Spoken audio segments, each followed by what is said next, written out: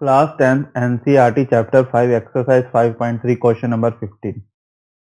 A contract on construction job specifies a penalty for delay of completion beyond a certain date as follows: 200 for the first day, 250 for the second day, and 300 for the third day, and etc. The penalty for each succeeding day being 50 more than for the preceding day.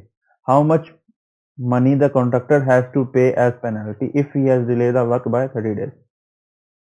अब question की language समझो। इसने यहाँ पर एक line बोली है, the penalty for each succeeding day being ₹50 more than the preceding day.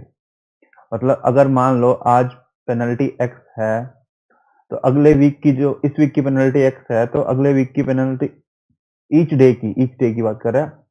अगर आज की पेनल्टी एक्स है तो अगले डे की पेनल्टी एक्स प्लस 50 होगी, ठीक है। तो उससे अगले डे की एक्स प्लस 100 होगी। तो एक चीज बताओ, जो मेरे को सीरीज मिलेगी वो एपी में नहीं मिलेगी, सब में डिफरेंस 50-50 आएगा। सो कैन आई से from the language of question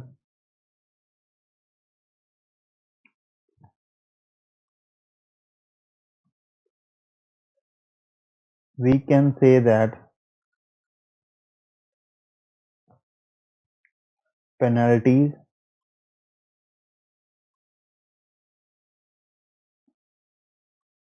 of each day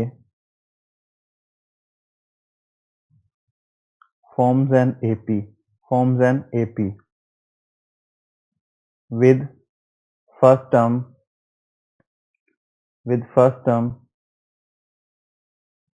पहले दिन क्या पेनल्टी थी 200, तो वही हमारी फर्स्ट टर्म हो जाएगी, and common difference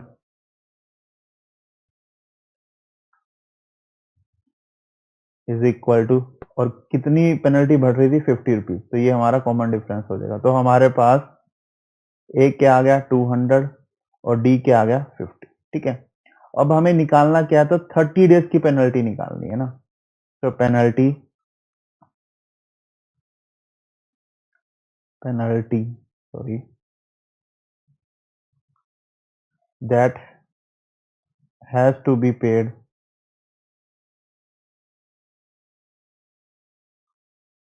if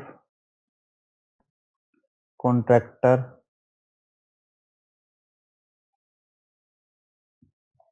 has delayed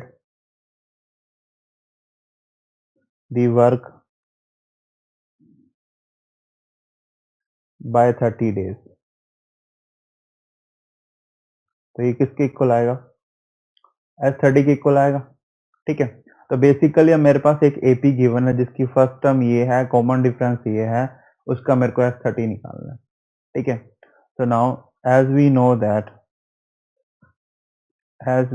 that Sn is equal to n by 2 into 2a plus n minus 1 d, ठीक है।